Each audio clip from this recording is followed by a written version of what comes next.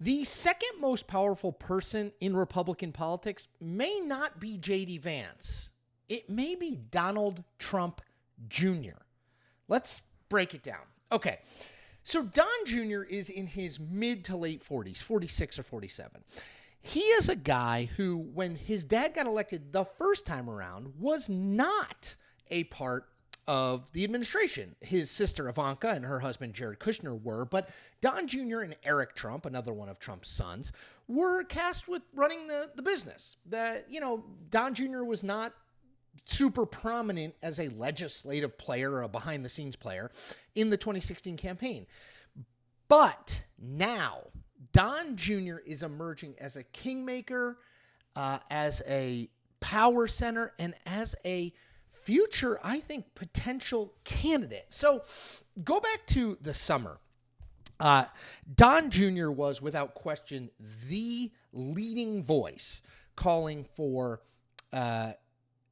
J.D. Vance to be his father's VP pick. There's no question. Trump Jr. and Vance are personal friends. They'd gone on each other's podcast. You scratch my back, I'll scratch your back sort of stuff. And Don Jr. has said, he basically said, I expended all of my political capital in getting my dad to pick J.D. Vance.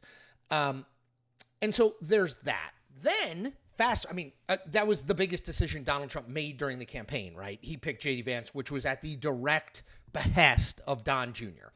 Fast forward to the transition. There's all sorts of stories out there about Don Jr.'s role, but I want to read a little bit from an AP story that came out this week. It's headlined, Donald Trump Jr. emerges as a political force of his own as he helps his father launch his second term. I'm going to read just the top. When Donald Trump, House Speaker Mike Johnson, Elon Musk, and Robert F. Kennedy Jr. circled up aboard the president-elect's plane over some McDonald's burgers and fries recently, Donald Trump Jr. was seated in the center of that power foursome. The central spot occupied by Trump's eldest son, as captured in a photo widely shared online, reflects how Trump Jr. has become a prominent player in his father's political orbit and a potential heir to his Make America Great Again movement. So, this goes through a number of people that Don Jr. pushed his father to pick for cabinet positions. That includes Tulsi Gabbard as Director of National Intelligence and Robert F. Kennedy Jr. as the head of Health and Human Services. Now, it is not coincidental that those picks are probably, at this point, plus Pete Hegseth at Defense, the three most controversial picks for cabinet positions that Donald Trump Sr. has made. But I do think from Vance to Gabbard to RFK Jr., it speaks to the influence that Don Jr. has over his dad and over the Make America Great Again movement. So even as far back as 2016, when Don Jr. would campaign for people, I would hear positive things. The MAGA base loves him. J.D. Vance has said, no one channels the Make America Great Again base as well as Don Jr., other than potentially his dad, Don Sr. So I think the guy has real charisma. I know a lot of people hate him, but he has real charisma and an understanding of what motivates the base that has elected his father. He is also, interestingly, kind of unlike his dad, who is a total technophobe. I mean, Donald Trump, uses a phone, I guess, but not really a computer. Don Jr. is actually very savvy when it comes to the changing media landscape and sort of the way social media has transformed everything. So I just looked these numbers up.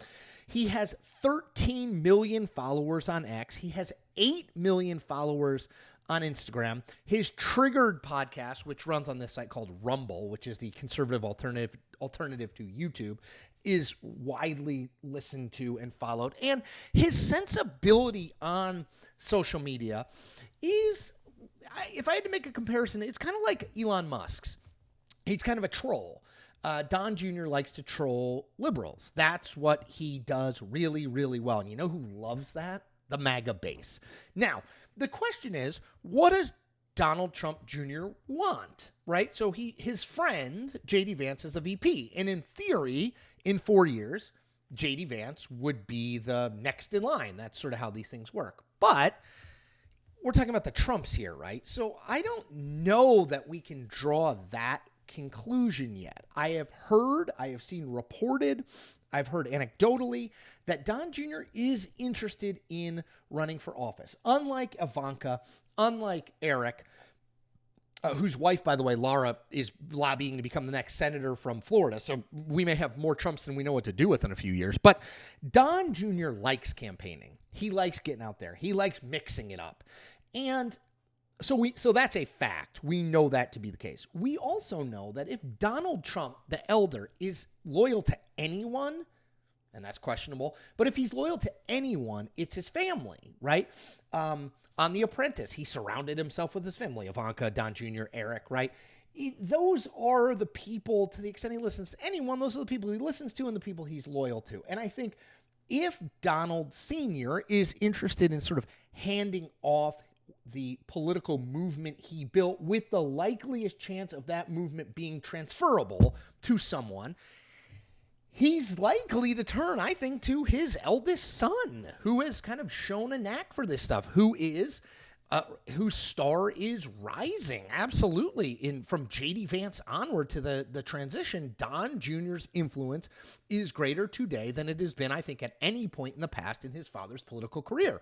So if I'm J.D. Vance, I think I'm aware of that fact. And yes, Don Jr. and I are friends, but Don Jr. wants to run for something. And why wouldn't he start it running for president or maybe VP under Vance, which is, I think, do not rule that out as a possibility. Look, I just think there will be an attempt at some point to hand off Trumpism.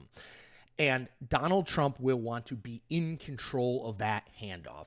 And the fact that his eldest son is standing right there is someone who has shown that he gets the MAGA base in a way very few Republicans do, who has shown that he in his own right is extremely popular online, who gets the kind of social media trolling that goes hand in hand with being a Trump supporter, that he is related by blood to Donald Trump. These are all things that I think you cannot rule out Don Jr. of running in 2028. Now, maybe he runs for something before then. Maybe he runs for something after then. Again, he's in his mid-40s, plenty of time.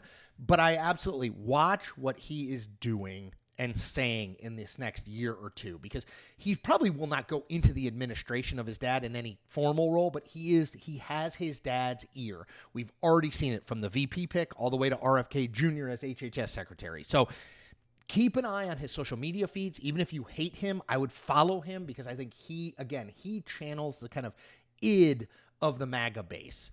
And I think that's extremely powerful. All right, that's all I got for today. As always, I ask you to do 4 things. I ask you to subscribe to this channel. We are like within 500 subscribers of 50,000 subscribers, which is amazing. I would love if you could hop on and join us. Number 2, I'd love if you could like this video. It's great for the algorithm. I need to get my word, what I'm doing, out to more people. That's the way to do it. Number 3, comment. Same thing. Great for the algorithm. Also, I don't think anybody feels neutrally about Donald Trump Jr. So if you have a thought about Don Jr., throw it in there. And number 4, I need you to tell 10 friends. Just tell 10 friends or 10 enemies or 10 people you see on the street. Be like, hey, I know this guy does great daily videos, and he does a live stream every Friday on politics and other stuff too. You should follow him. He's a cool dude with great glasses, and he doesn't look his age. All right, everybody, take care of yourselves.